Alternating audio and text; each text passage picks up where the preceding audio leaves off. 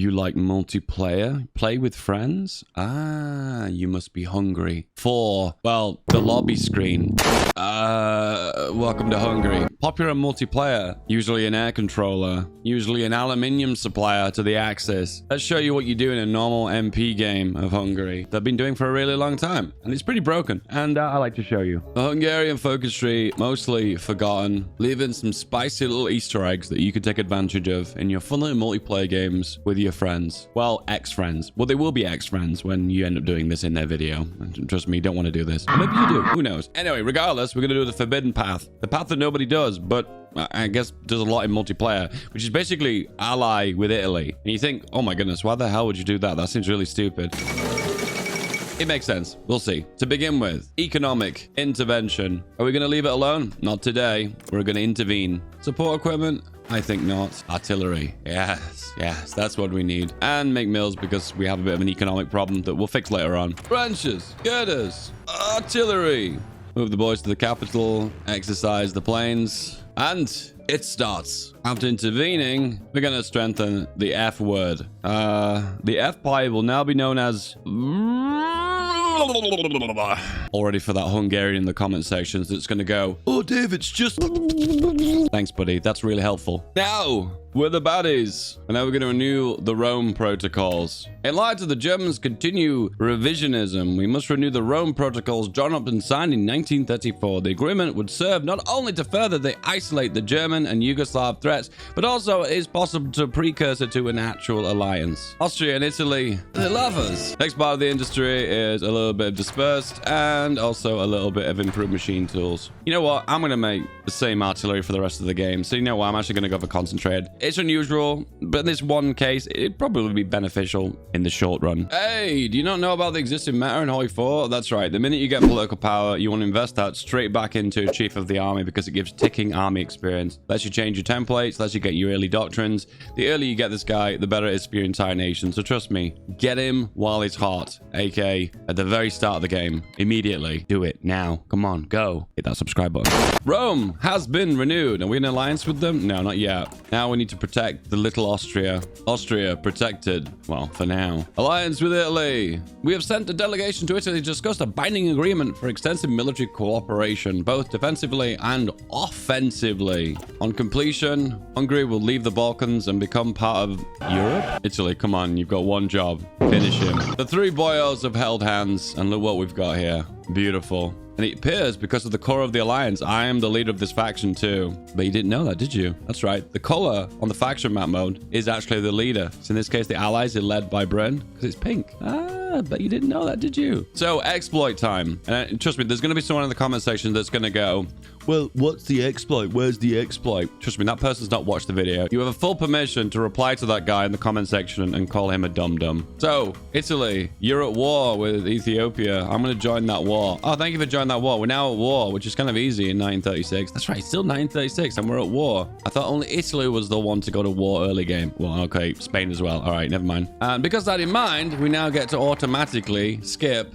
secret rearmament. You know that issue where we've got a treaty that prevents us from rearming? Well, get what? We've just ripped that up directly in the face of the allies. Not a problem anymore. Easy. Now all we need is the political power and we can get off disarmed nation and actually build our economy. And it's just that easy. Now let's think a little bit more about expansion. Reaffirm territorial claims. Time for a greater Hungary. Don't you love national focuses that just change the name of your nation? Aren't those ones the best? I tell a lie, it actually gives a bit of stability as well. I'll let you off, Paradox. Just this one time, okay? All right, now we've got to make our army size bigger before we can progress. I love these focuses, by the way. This is the reason why Death and Dishonor is one of my favorite expansions. And the focus just requires you to make your army bigger. That actually feels like I have a goal to work towards, and I'm rewarded with, in this case, claims or cores or expansion opportunities. I just think it's really cool. Death and Dishonor, good expansion. If you disagree, you're wrong. First up on volunteer only, then limited conscription, and then extensive conscription. Just keep going. All right, exercise some boys. We need to make that army size bigger,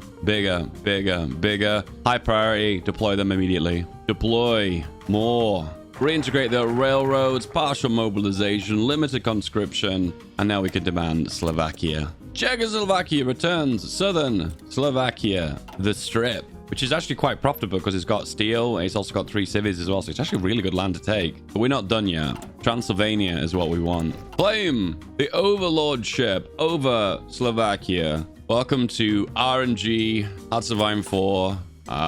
Germany has to agree to this, and even if they agree to it, they can sometimes just say, you're not having it anymore. We changed our mind. Nice. Damn, free guns from Italy and Austria as well. Okay, this wasn't part of the plan, but it looks like that's a really good way of getting free guns. So we don't need that many guns anymore. We don't have to produce much domestically. We can just get them loan leased from Austria and Italy. And because we're kind of at war, it's kind of a broken mechanic from By Blood alone. But technically we're at war with Ethiopia, a nation that doesn't actually exist, because that's how the government in exile mechanics work. And because of that, we get all the benefits of what we usually would be at war. In that case, we gain the ability to mobilize earlier, and we get the ability to lend lease. So let's take advantage of those perks, right? Slovakia transferred. I will return to our old borders. Puppet government is preferable. So Slovakia is returned to our control. The question is now, how should we organize it? Do we want to make a puppet, or do we take the land? Nah, we'll restore the old borders. Oh my goodness, we are so fat. In my test run, they said no. There you go. Horse and garrison the horse. Time to demand Transylvania. The expansion at the beginning of the game is just fast and furious. Get used to it. Off you go, boys. All right, demands. And the Romanians say no. Surprise, surprise. What you do then is go for this bottom one. Can you see this? War preparations, and it allows you to justify a lot quicker and do loads of shenanigans. And what you do is you justify within this short period of time. Hope they hand over Transylvania, then you get a free war goal against Yugoslavia. It's very spicy. Choose a mediator. I mean, the Italians love us, so they're going to give us the best of the best. And they return all of Transylvania. This is super RNG. I've tried so many different methods, like boosting relations, selecting different mediators. And to be honest with you, whether you get all of this or not, it's just completely random. I've got incredibly lucky this game. And GG no re, and we get a free war goal on Yugoslavia. And France has just given up their guarantee. So this is all timed beautifully. Vojvodina. Justification complete. Hey, it's time for a little bit of war. Oh. Romania is guaranteeing Yugoslavia.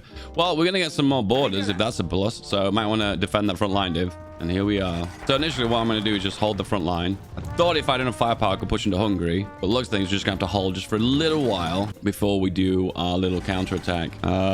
Italy is sending me a lend lease of 0 guns. Declining this will stop any lend lease. But I mean, these buttons are the same. Okay. All right. Might be tempted to bring in Austria and Italy with this, but trust me, don't do that. That's going to be a big mistake. Once again, you want all the land to yourself, and you need all the participation. Otherwise, you're going to find yourself with some awful border gore, and I don't want that to happen to you. I love you. Front lines have slowed. Time to do a little probing attacks on the front line. And we're rubbing borders with Belgrade, so this is a good opportunity to take a push and break into the front line. Don't mind losing a bit of land, because Belgrade is definitely worth it. Proclaim Greater Hungary having regained the territory we were due. The size of our country has increased to our historical borders and some more. We may now in full confidence proclaim the formation of Greater Hungary to the world and set our eyes on new targets. Make Hungary greater than everyone else. Okay, time for a push. Here, then here, and then here. Break the rivers. And we are great again. Greater than Hungary. We just, well, Greater Hungary and worker conditions, because wow, our stability is taking such a hit right now. Your objective is to grab victory points and to grab supply depots, like here, for instance. If you can cut and snip the railway lines, you're going to be in a really good position. As you can see now I've grabbed this supply depot and this one. This area is out of supply. Can you see the red jerry cans? This is a perfect spot for an encirclement now. Whoosh. Oh, you're running away? You see that you're going to get encircled? Oh dear. Oh dearie me. Rip. From coast to coast. Literally connecting the railway lines. And more lend lease for 0 guns. Thank you, Mussolini. I appreciate that. Whoosh. Yugoslavia is significantly weaker than Romania, so go for the Yugoslavs first. All right, battle plan. Push. Off you go. Now, if you want to min-max, you want to create like a 44 width division that has lots of artillery and lots of soft attack and make pincer pushes on the front line and be very strategic and try and make encirclements. But I'm lazy and old, so battle planning for the win. Boom. Yugo, Hungary, and Romania. No more. Come on. That's a Hungary to be proud of, right? Some things never change. At the end of the day, someone has to stop this warpath. Someone has got to step in and say, no more. And that person, sadly, has to be me and Italy and Austria in the Pact of Rome. This is an interesting take on Austria. Austria still existing in 1939 and being opposed to Germany. Historical, guys. The most historical game. Not really prepared for war, but I just want to create an extra front line for Germany and cause them a really hard time. So, push. Come on, boys. Join the war. It's going to be a incredibly, really messy war, though. Just don't forget, we're at war with Ethiopia, which eventually will join the Allies. So this is just a massive cluster.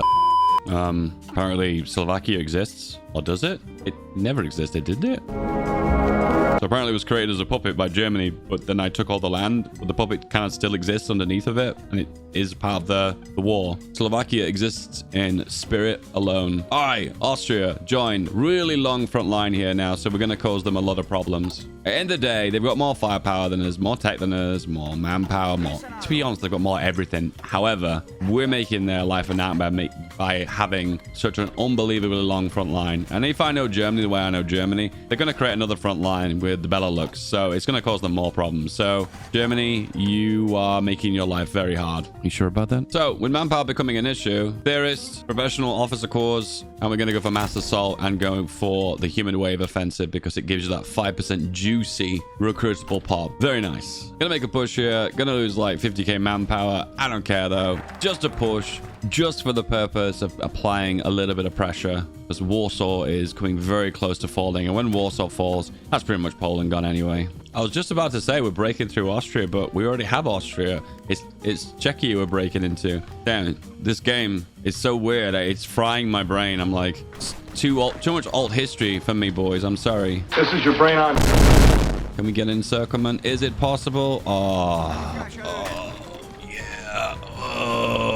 Subscribe for more Hungarian, well, actually, Austrian, German encirclements. Which, I mean, it's kind of rare. That's rare. That doesn't happen very often. Oh no, manpower. That's the problem. Service by requirement. The division we ended up with was this one. It's not great. However, it just offers a little bit of soft attack and it allows us to make breakthroughs. It's not ideal. It is what it is. You got to make use of the lack of production, the lack of manpower that you have got as Hungary. But luckily, you've got Italy lend-leasing you. Thanks, Mussolini. Germany is opening a new front line because they've not got enough already. You fool. Oh dear. This is one of those rare instances where field hospitals probably would have been worthwhile, but too little, too late. One more doctrine. Just need 85 XP. Oh, I so desperately need that manpower. I mean, it doesn't look like I need the manpower right now, but I actually do, because if I upgrade my divisions right now, which I really want to, I want to do a big juicy 40 with, but all that manpower is just going to burn away. Centro-European sandwich. And the Soviets are kind of like, oh, we want to be involved in this. Boom! 5% recruitable. And then we can come off service by requirement. Oh, and then we lose that 5% immediately. Oh, that sucks. Oh, well, it's what it is. It's worth it. Do it. Come on, allies. Make the final push, please. I can't break through here because it's all Sudeten forts. Come on, end this, please. You just love this when Mussolini sends you 1/3 of a gun. Geez, thanks. I'm gonna really enjoy that stock and that bayonet. I appreciate that, Mussolini. Italy! Italy! You had one job. No matter what faction you join, you ruin it for everyone. Oh, yeah. Oh, we got some new enemies now. I wasn't able to break the Sudeten, so I encircled it. They really need to add an ability for, like, Germany to disband the Sudeten and give you stability or something worthwhile, because it's just a net loss. Anyway, that drama's over and done with. I never want to push into the Sudeten ever again, so I'm taking that first. Chaos, part 1. Now, Chaos, part 2. Every chapter is called Chaos. It's just Chaos every game. Danzig or war? Nah, just war. More war. This will be pretty disgusting, but do we do the exploit here? I really want to. Yeah, let's do it. Yes. Encirclements in Danzig.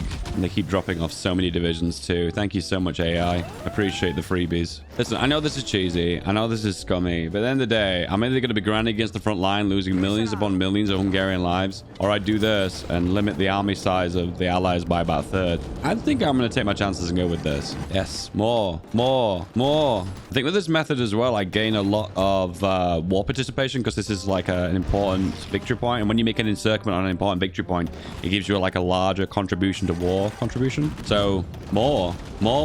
More. Italy demands occupation of Dalmatia. I mean, if you get a war goal against me, it won't even matter anyway because we're in a faction. So what are you going to do about it? Nothing. More. And more.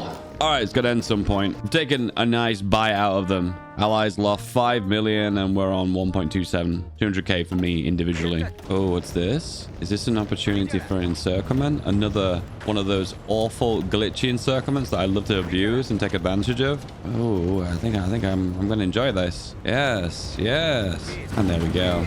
Easy. Oh, you guys are encircled. Whoops. Only problem is the Austrians and the Italians keep closing my pocket, so I don't get to recycle the exploit over and over again. Oh well, can't have it all. Boys are trained. Max planning. Let's do a push. If this doesn't succeed, we might have to go through the Alps in the south here. This looks more exposed, but then the supply here is going to be a bottleneck, so it's going to be an issue. So I don't know. Plan ahead. Where's supply going to be the best? Where's the train the most advantageous? In this case, this looks like the case, and this is a nice wide front line that we can get loads of supplies into. It looks promising. Yeah, the Alps was a bad choice. This was definitely the right choice. This is something I've noticed. The AI isn't willing to attack if it sees it's going to be a difficult encounter, such as mountains on the Maginot as well as the forts. So in this case, on careful is a really good idea. Look, they're pushing in the north, but in the south, they're not. This is a really good way of preserving manpower and equipment. I should do this more often. I don't usually do. Usually with me, it's aggressive or nothing. The Hungarian invasion of the lowlands around the Maginot into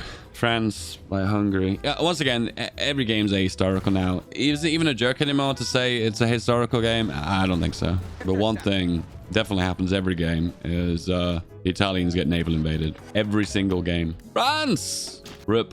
And replaced with the Soviet Union because they've got more contribution. Sad. Big sad. The big cleanup. Of course, the weak spot is always Italy. But thanks for the guns, though. I appreciate that. To summarize, Italy probably should defend its coastline. And invading Greece, probably not a good idea. And also defending the islands in the Mediterranean probably would be a good idea. But this is just a normal game of Hoi 4, right? Whether Italy sides with Germany or sides with Hungary, it does the same old crap. Also, this border gore in France, not a fan of it. Pretty gross, to be honest with you. Would not recommend. But definitely the highlight. Check this font out. Greater Hungary. That is a Hungary to be proud of. We never really gained enough compliance to where we actually got recruitable manpower from this. But overall, I think we did okay to stay afloat. We're meant to be on service by requirement. And overall, 15% recruitable is pretty nice to be thankful for. The highlights, the lowlights, but definitely the biggest highlight. The reverse Anschluss. This is the cursed timeline.